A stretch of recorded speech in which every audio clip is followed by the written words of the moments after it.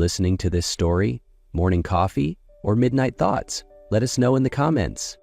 Now get comfy, because this story will remind you that sometimes family is not something we're born into, but something we build with love. Graham West's mansion sat quietly beneath the sweeping willows along the Charleston coast, a modern marvel of glass, steel, and clean white stone, more sculpture than home, and for the past 2 years more mausoleum than sanctuary. It had been 2 years since his wife Hannah passed after a long illness. Since then, the house had become a cold refuge for him and his 6-year-old daughter Emma. Every moment was scheduled: meals, tutoring, bedtime routines. There was no room for spontaneity, no space for emotion, only silence. Graham was a successful investment executive, well known in financial circles. He had it all: status, wealth, magazine covers. But no one knew that each night he returned to this echoing house and felt utterly hollow. Until one day, the sound he thought he'd never hear again, his daughter's laughter, sliced through the silence. And everything began to change. That afternoon, Graham returned from a tense business trip in New York. Stepping out of his Range Rover, he passed through the wrought iron gate of his mansion, the late sun casting long shadows across the stone path. As always, he expected silence, the kind he'd grown used to, even found oddly comforting after a long day. But today, instead of the rustle of leaves or the hum of the air system, a different sound made him freeze. Laughter, light, airy as sunlight. For a moment, Graham thought he was imagining things, his mind playing tricks after too little sleep. But then he looked out toward the back garden, toward the infinity pool overlooking the bay, and there, splashing in the shallow end, was Emma, his daughter, laughing uncontrollably. But it wasn't just Emma that stopped him. It was the woman beside the pool, feet swaying gently in the water. Clara James, the new housekeeper he had recently hired through an executive staffing agency. She wore a simple yellow sundress, her curly hair pulled back neatly, her face glowing not with makeup, but with a genuine joyful smile. "Miss Clara, make it bigger," Emma squealed. Clara laughed, splashing harder. "Get ready, tsunami incoming." Emma's delighted shriek rang out like fireworks in Graham's chest. For the first time in months, his daughter looked alive. "Daddy!" Emma spotted him, her face lit up like sunrise. She clambered out of the pool, soaking wet, and ran straight into his arms. Graham instinctively stepped back to protect his tailored suit, but then he stopped. He knelt down, arms open. She crashed into him, water and all. And for once, he didn't care about the damp fabric, the chlorine, or the wet footprints on the tiles. All he felt was a warmth he hadn't known he missed so much. From the moment Clara arrived, Graham's home began to change. Not loudly, not dramatically, but in quiet, meaningful ways that reached into the corners of the house and brought it back to life. The dining table, once pristine and cold, now held wildflowers, picked from the garden and arranged in a repurposed jar. The scent of freshly baked cookies filled the halls each afternoon, vanilla, cinnamon, and sometimes chocolate chip, wrapping the home in warmth. Emma's scribbled drawings began to appear on the windows, the fridge, and even the kitchen walls. Something Hannah, Graham's late wife, would have never allowed. Claire did more than care for Emma, she taught her. They baked cookies together, learning fractions through eggs and butter. Some mornings, Claire taught Emma simple French words over breakfast: croissant, fraise, bonjour. Then one afternoon, she introduced something new, a tradition she called the crane wish. "If you fold 1,000 paper cranes," she explained gently, "you get to make a wish." Her eyes shimmered with something Emma didn't quite understand. At first, Graham kept his distance. His world thrived on structure and logic. But then he found himself joining them for dinner, no longer retreating to his office. He listened to Emma babble in broken French, show off her paper cranes, and put on a fake French accent every time she said merci. And slowly, Graham began to change too. He'd leave for work a little later, just to finish breakfast with Emma. He'd linger in the kitchen longer to help clean up. These simple acts, small and quiet, made him feel more alive than he had in years. But even in these moments of growing warmth, Clara carried a weight in her heart. Each night, After the house went quiet, she would pull out her phone and look at photos of her son Ben, a 3-year-old with her same curly hair and deep brown eyes, living hundreds of miles away with her mother. Clara hadn't told Graham. She was terrified of losing this job, this safe space she'd built for herself and in some ways for Emma. And more than anything, she was scared to let someone see the part of her that still felt broken. The rain started late in the day. Gray clouds rolled over Charleston, wind howling against the porch, and raindrops hammered the windows like someone knocking on Clara's heart. In the kitchen, Clara washed the dinner dishes. Emma had gone to bed early after proudly placing her 215th paper crane into her wish box. Graham walked in, loosened his tie, rolled up his sleeves, and said unexpectedly, "Looks like a stormy night. Stay for a glass of wine?" Clara paused, then nodded. "Just one glass," she told herself. Inside the warmly lit kitchen, Clara and Graham stood across from each other, each holding a glass of red wine. "The chicken soup you made tonight, it was really good," Graham said, his voice softer than usual, as if this moment existed far from boardrooms, reports, and unresolved grief. "Thank you, it's my grandmother's recipe," Clara replied with a small smile. But something in her eyes wasn't entirely at peace. Between flashes of lightning and the rhythmic tapping of rain, something subtle yet intense began to rise between them. Their eyes locked, the space between them shrinking. Graham leaned slightly forward. Clara didn't pull away. And then Clara's phone rang. The screen lit up. "Mom." She stepped aside quickly, answering. "Hello?" "Sweetheart," her mother's voice was anxious. "Ben's running a high fever. Doctor says it's not serious, but he keeps crying for you." Clara froze. Back to Graham, her voice trembled. "I'll send money. Please get him the medicine. Tell Ben, tell him Mommy's sorry and that I miss him so much." Her hand shook, her voice cracked. "I just wanted to give him a better life. I just need more time." She didn't realize that Graham was standing in the doorway, witnessing everything. He saw her shoulders trembling, the tears falling, despite her effort to sound composed. And in that moment, he understood, really understood, that Clara was carrying a heavy burden, one she had kept hidden. The next morning, the skies were still gray when Clara's mother arrived at the front door, holding a sleepy 3-year-old boy with curly hair and big brown eyes, the very image of Clara. "I'm sorry for showing up unannounced," she said, "but he needs his mother. I didn't know what else to do." Clara rushed downstairs, startled. Graham stood quietly behind her. There was no more hiding now. Clara wasn't just the gentle housekeeper he and his daughter had grown to rely on. She was a mother, sacrificing time, comfort, and even her heart just to keep a job that offered them a better future. Clara sat at the edge of the bed in the staff quarters upstairs. Ben was asleep beside her, his soft breathing a gentle lullaby. But her mind was tangled. The secret had come out. Her son had arrived unannounced. Everything felt like it was spiraling beyond control. Worst of all, she had allowed herself to believe she might belong here. She scribbled a resignation letter by hand, her fingers trembling. "Thank you for everything," she wrote at the bottom. "I'm sorry for the trouble I've caused." Downstairs, Graham hadn't slept either. He paced the study, disoriented. The image of Clara holding Ben, silent tears on her cheeks, replayed in his mind like a loop he couldn't turn off. At dawn, Clara tiptoed into the kitchen.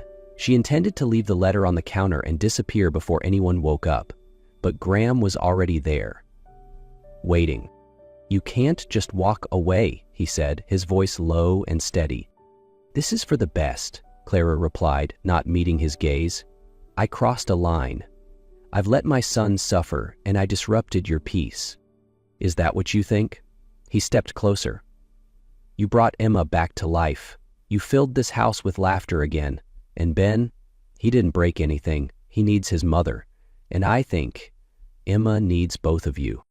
Clara bit her lip, her tears falling freely now. "I'm just the help, Graham. I don't get to dream beyond that. You're the one who folded 1,000 cranes to help my daughter believe in wishes again," he said softly. "If anyone deserves a wish, it's you." Behind her came a soft sob. "Emma!" The little girl clutched her stuffed elephant, eyes brimming with tears. "I don't want Miss Clara to go," she cried. Clara turned away, unable to look. Graham stepped forward, gently took the letter from Clara's hand and tore it in two. "You're not going anywhere. If you're willing, I want you and Ben to move into the main house, not as help, as family." Clara choked on emotion. "You don't understand. People won't accept this. And Emma accepted you first," Graham cut in, "and so have I." News of Clara and Ben moving in spread faster than they expected. Neighbors stared. The whispering at Emma's school meetings became less subtle. Worst of all was the phone call from Richard Caldwell, Hannah's father. "I'm filing for custody of Emma," he said coldly. "A man living with his housekeeper and her illegitimate child is unfit to raise my granddaughter." Clara was devastated. She felt responsible for dragging Graham and Emma into scandal. One evening, she quietly packed her bags, planning to leave without saying goodbye. But Graham was already waiting in the hallway. "You thought I'd let you walk away and carry this alone?" he asked. "I already let Emma lose one mother. I won't let her lose someone else she loves." Clara's tears spilled freely. "But the lawsuit—" "We'll face it together," Graham said firmly. "Real family. Not everyone gets it, but I do." For the first time, Clara didn't feel like an outsider. She nodded slowly, her hand slipping into his. No matter what came next, they would face it as one. It was a quiet Sunday afternoon. Sunlight streamed across the wooden floors of the living room. Emma and Ben sat cross-legged in the middle of colorful sheets of paper, fingers carefully folding crane after crane. Hundreds of them already hung from the ceiling and walls, catching the golden light like tiny prayers. "We're at 823, Emma whispered proudly. Ben looked up, his eyes shining. "Almost wish time, Emma." The front door opened suddenly. Richard Caldwell, Emma's grandfather, stepped inside, stern-faced, a folder clutched in one hand. Clara rose from the kitchen. Graham moved protectively toward the children. "I'm here to take Emma," Richard said firmly. "I can't let my granddaughter grow up in this chaotic arrangement." Before anyone could answer, Emma stood up. "Wait, Grandpa," she said softly. Then she turned to Ben. "Come with me." Hand in hand, the two children led Richard into what they called the wish room. Paper cranes floated from the ceiling, dancing in the soft breeze from the open window. Each one was a day, a hope, a piece of their family. "Ben and I are folding 1,000, Emma explained. "We're wishing for just one thing." "What is it?" Richard asked, his voice less sharp now. "To stay together," Emma said simply, "because love doesn't need magic, just someone willing to believe in it." Richard stood still. In Emma's eyes, he saw his daughter again. Hannah, a girl who used to believe in impossible things, in messy joy, in love without conditions. He looked at Ben, the boy he had once called a mistake. The child stood still, holding a blue crane tightly. "Do you want this one?" Ben asked shyly. "It's number 824.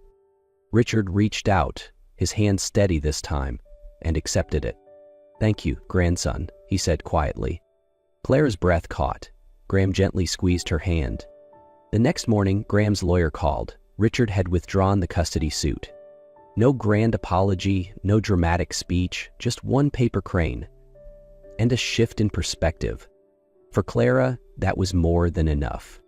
Since the day Richard withdrew the custody case, something in the house shifted. The silence no longer felt heavy. It felt full of laughter, of second chances, of small, ordinary moments that now held extraordinary meaning. Instead, there was Ben's laughter echoing through the halls, Emma proudly showing off each new paper crane, and quiet afternoons spent folding cranes together on the porch. Clara smiled more. So did Graham. Meals became less about routine and more about presence, about belonging. One evening, after reading bedtime stories to the kids, Graham took Clara's hand beneath the soft glow of the kitchen light. "What did you wish for?" he asked, "when you started folding cranes?" Clara looked at him and whispered, "A real family." "Then let me fold the 1,000th one," he smiled, "and make that wish come true." That afternoon, the backyard bloomed with quiet beauty. Over 1,000 paper cranes hung from tree branches, swaying gently in the golden sunset. Beneath them, white linen tables, fresh flowers, and the people who mattered most waited in warmth and joy. Clara stepped out in a simple ivory gown, her hair pinned up, accented by tiny paper cranes lovingly folded by Emma. She held Ben's hand, today's little ring-bearer, dressed in a miniature suit just like Mr. Graham's. At the altar stood Graham, his gaze soft and steady. Beside him, Emma wore a pale pink dress and held a basket of paper petals. She beamed, her face lit with a happiness untouched by loneliness. The ceremony unfolded beneath fading sunlight, vows not laced with grandeur but with truth. To raise their children together, to protect this home, to believe in the quiet miracle of ordinary love.